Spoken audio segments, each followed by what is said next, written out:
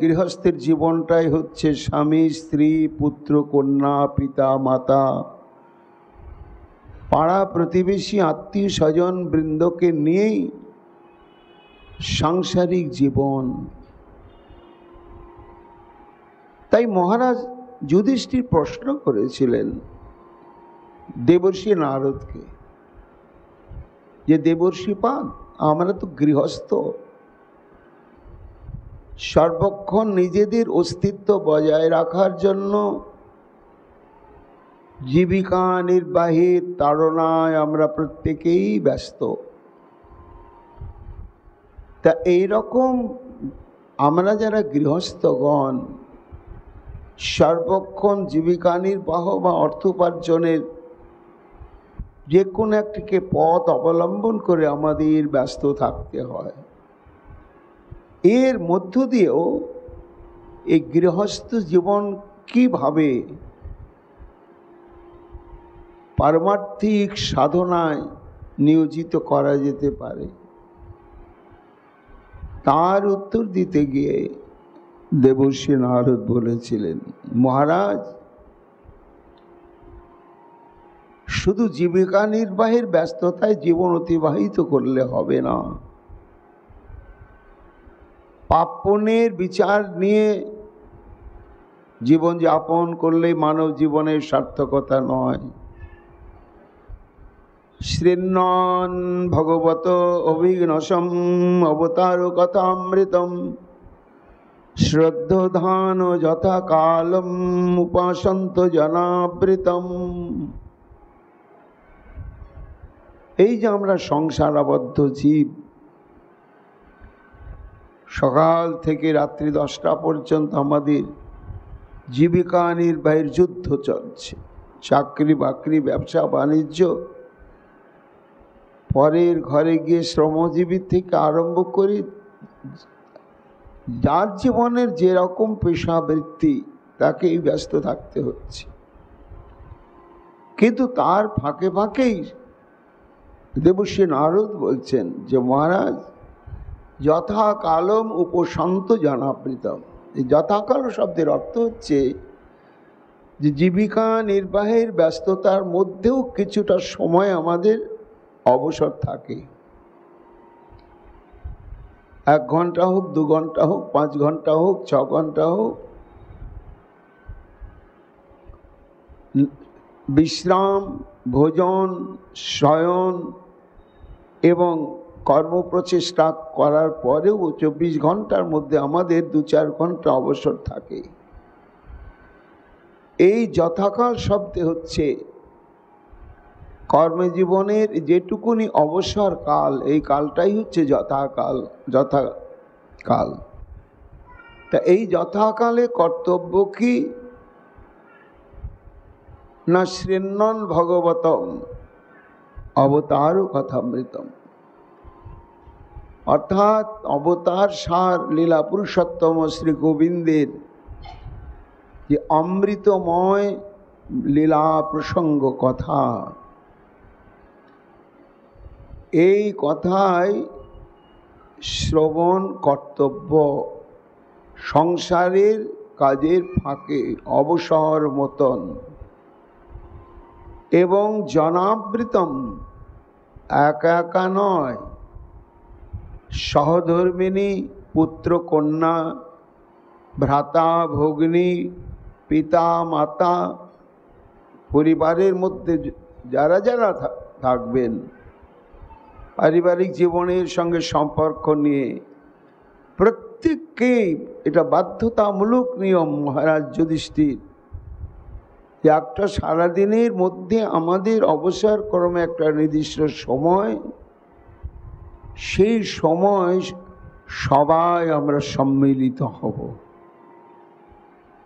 হয়ে প্রগাঢ় শ্রদ্ধার সঙ্গে লীলা পুরুষোত্তম শ্রী গোবিন্দের কথা শ্রবণ করতে হবে নির্মৎসর চিত্ত ভজনানন্দী মহাত্মার শ্রী বদনে। তাহলে হে মহারাজ যুধিষ্ঠির কি হবে জানো? এই যে পারমার্থিক পথে চলার মূলেই হচ্ছে যে আমাদের আসক্তি। আসক্তি হচ্ছে দেহের প্রতি আসক্তি, আর দেহের সঙ্গে যারা সম্পর্কিত স্ত্রী, পুত্র, পিতা, মাতা, বন্ধু, বান্ধব ইত্যাদি ইত্যাদি ইত্যাদি ইত্যাদি, এই যে তারা যারা জড়িয়ে রয়েছে, তাদেরকে নিয়ে তো আমাদের জীবন। এবার প্রত্যেকেরই কর্তব্য হবে একটা নির্দিষ্ট সময় সবাই সম্মিলিতভাবে বসে নির্মৎসর চিত্ত বক্তার মুখে সেই শ্রী গোবিন্দের কথা শ্রবণ করার অভ্যাস অপতিত নিয়মে। দিনে যদি যে কোনো সময়ে যদি একবার করেও গোবিন্দের এই লীলা কথা শ্রবণ করা হয়, তাহলে কি হয় জানো মহারাজ? না, এই যে স্ত্রী, পুত্র, পরিজন, ধন, বিত্ত, বৈভব, তার প্রতি আমাদের যে একটা আসক্তি,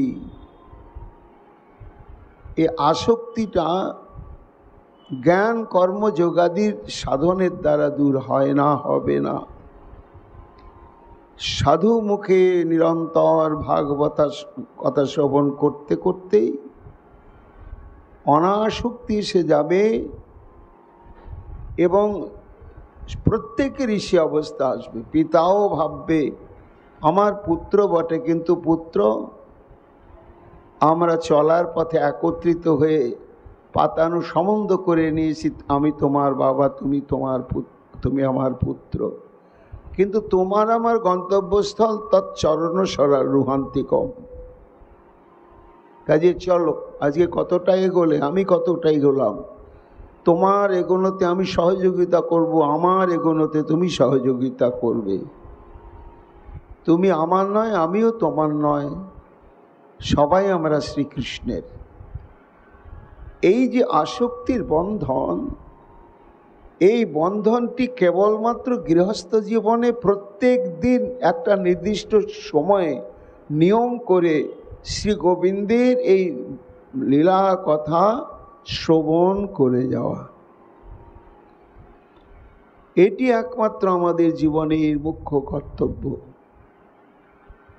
সেই জন্যই সুখদেব গোস্বামী পাদ বলেন, মহারাজ, এছাড়া মানব জীবনের আর কোনো বিকল্প পারমার্থিক ভজন নেই, এটাই একমাত্র মুখ্য ভজন।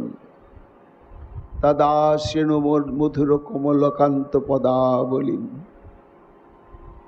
তাই শ্রবণ করে চলেছেন সেই বিশ্বাস, সে আগ্রহ, সে অনুরাগ নিয়ে মহাভাগ্যবান ব্রহ্ম শাপগ্রস্ত মহারাজ পরীক্ষিত বলছেন, ওই দেখো শতকোটি গোপী একত্রিত হয়েছে বংশীধ্বনির আকর্ষণে।